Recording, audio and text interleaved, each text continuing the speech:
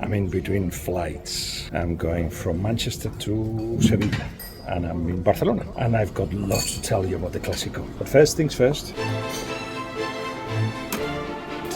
Not a cafe motion. Oh, no, I didn't say chocolate. I did not say chocolate.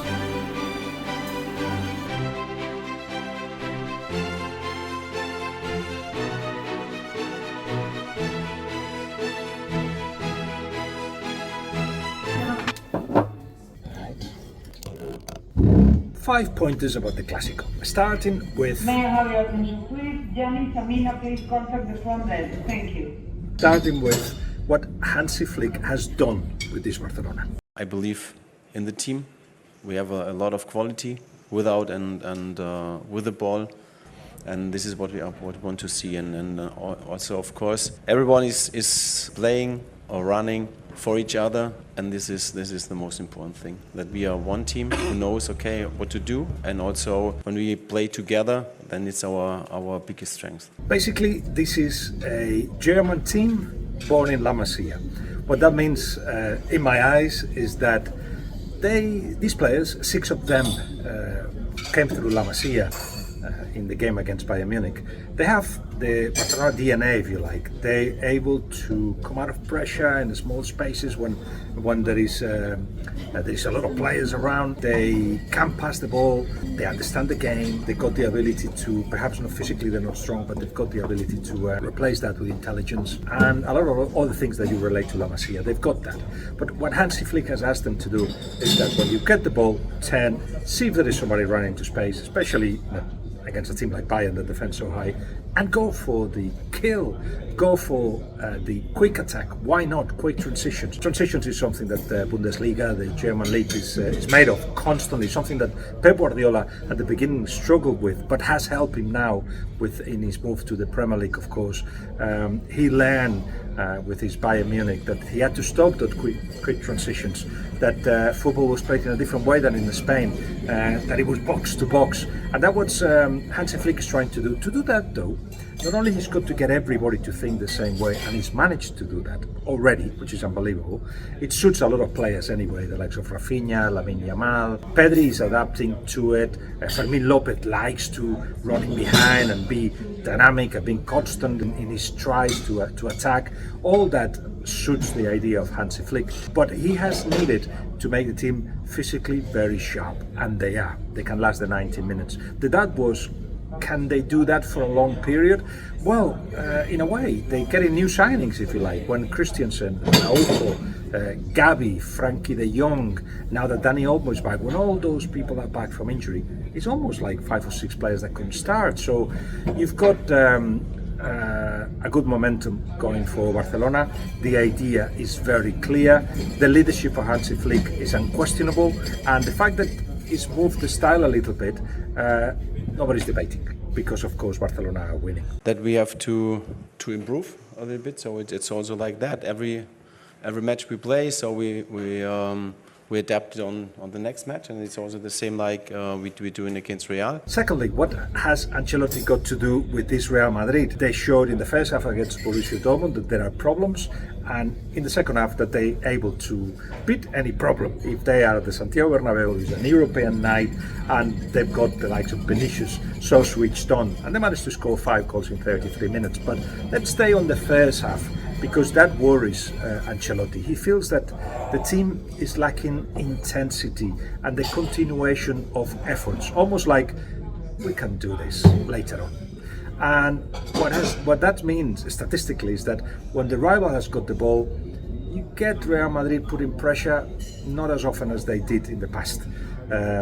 They just let teams attack them, and as I said, they trust their physique, they trust their ability to score goals, which they always do, and that sometimes works but sometimes doesn't. Against Borussia Dortmund it could have been a disaster. In any case, he is worried that physically the team is still not 100%, that some players are not at the best, but also now that he's resolved the Vinicius Mbappé equation, in which Mbappé accepts to be the number 9, and Vinicius does the Vinicius things, and he's fantastic, and he's going to win the Ballon d'Or on Monday. Now he needs to resolve what to do with Bellingham. He's played on the right hand side, on the left hand side, in the middle, deeper, further up the field, and well, he's not just fully working.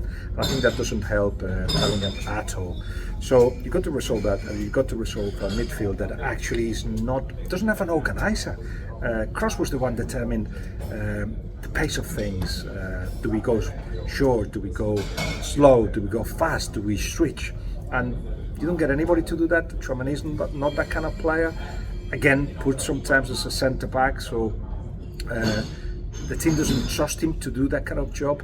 Valverde likes to drive with the ball, but hasn't got that ability to do football at different paces. Camavinga either. He's just coming back from injury, but he's not that kind of player. So they're going to have to buy an organizer at some point. Not this season. I think they will try to sort it out somehow. Bellingham is not that organizer either, so it's a conundrum that will have to be resolved. And of course, the absence of Carvajal makes the right back a little bit of a easy target for rivals. And if a centre back gets an injury, they're short of personnel. Meanwhile, though, as long as or when Real Madrid go on the chaotic, then they resolve any problem. Ancelotti proved his genius again in the way he treated the situation against Borussia Dortmund at halftime. Yes, he has a conundrum. He doesn't know how to fit or fix the problems of Real Madrid, but he knows how to affect the mind of the players. At halftime, he just came in with an idea. Everybody went quiet, and there wasn't much talking. And he said, one goal changes the whole thing. We'll get a comeback if we score one goal. One goal is not three, but maths is not the greatest asset of Real Madrid. They just don't know of logic. And he also said, let's look after the details. If you pass your ball better, if you actually win your duels, if you cross better, we will win. And that's what Real Madrid did. They were more accurate, and of course they had this superhero in Vinicius who said, just give me the responsibility, I'll sort it out. And he did sort it out. But again, Ancelotti, that is his magic. Perhaps not so much tactically to prepare a team in a way that everybody knows their roles. That's not so much what it is about, but certainly he knows how to change dynamics. La verdad es que lo están haciendo muy bien. Y creo que en un partido como el Clásico, como un derby, es muy difícil elegir un favorito. Afortunadamente nadie de momento me quita el sueño. Two questions for you. First, would you have Vini or Lamine Yamal in your team if you could pick one? It's not easy, huh? I haven't thought of this one properly. Lamine Yamal has become a player that doesn't just score fantastic goals or assists. He dominates what happens in the attack of Barcelona from his position. A lot of the ball goes through him, but with Vini as well. So I would say Vini right now does the continuation of efforts and efforts that are effective and important in the game and change dynamics in a higher way, in a higher percentage than Lamine Yamal does. It's a tough one, but I'll go with Vini.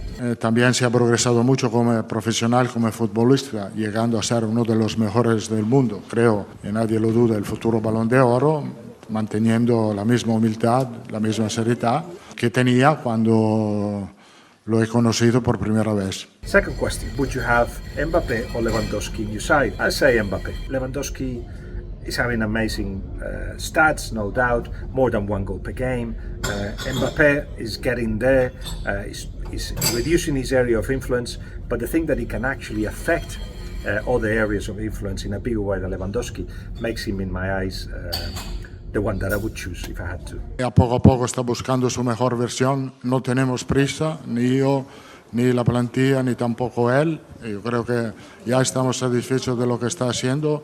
Obviamente lo va a hacer mejor porque tiene todas las calidades para hacerlo mejor. Finally, the midfield is where games are won or lost, I feel, and I already described the problems of Real Madrid in that part of the pitch. They don't dominate, they don't keep it for long periods in an effective way. They sometimes let other teams dominate them, and that could be a danger because they're very good in the counter-attack. But I think Ancelotti would like more control. Barcelona, on the other hand, they got so many variations. It's an accident that Casado, Pedri, and Fermín López were the midfield of Barcelona against Bayern Munich. Fermín López just come back from injury. He was the super sub. Casado only played a couple of games with Xavi even though he was the captain of the Barcelona B. And if Gavi was there, Frankie de Jong were there, they will start ahead of and Dani Olmo. They will start ahead of him. But now it's going to be difficult to get him out. Pedri, yes, Pedri can adapt to anything. And yet that combination really worked. Casado as a holding midfielder, Pedri just linking up a little bit more and moving forward, and Fermin with these attacks in these runs in behind, constant, and also helping with the pressure. It was a really, really good balanced team. Dani Olmo should come into the team soon, but there is no rush for him to do that now with these three working so well. But Barcelona are now a better midfield than Real Madrid. As I said, this is where games are won or lost. So it's the Clasico, and I think everyone is happy, and they have to enjoy it. And to enjoy it, you have to work hard, and we will do that. So who will win? Well, it's the Clasico of the century of this week or this month, because every Clasico is the Clasico of the century, is very intriguing. If Real Madrid wins, they basically get the same points as Barcelona. And we criticize Real Madrid, they're not at the best, and we praise in Barcelona. So how do you explain that? That's football. But at the same time, if Barcelona win, that's 6 points, and it will make for a very interesting few weeks of Real Madrid trying to catch up. But I do feel Barcelona have proven against Bayern Munich one thing that I did not expect. When they went 1-1, this was when Bayern scored their goal. Barcelona said, we're not going to lose this one, and proved to be a proud team, convinced on the idea, willing to battle mentally against Bayern Munich and against a bad run of 6 games without a victory, or 4 games that they hadn't scored against Bayern Munich. They didn't care. It sounds to me like they're feeling like they are a new generation. They got things to say. They can beat anybody. Mentally, they showed to be the case. Even though the first 20 minutes against Bayern, it seemed like boys against grown-ups. They turned that around mentally, not so much physically with the football as well, but mentally. So they're not scared of Real Madrid. They could go to the Santiago Bernabeu and win this one. Now, don't forget that this game will be on Premier Sports in the UK. It's 8 p.m. In the text, it shows you how to watch it, and I'll see you there. I'll be doing the build-up from like 1 o'clock in La Liga TV, and it will go on until the midnight. So a great day of football on Saturday.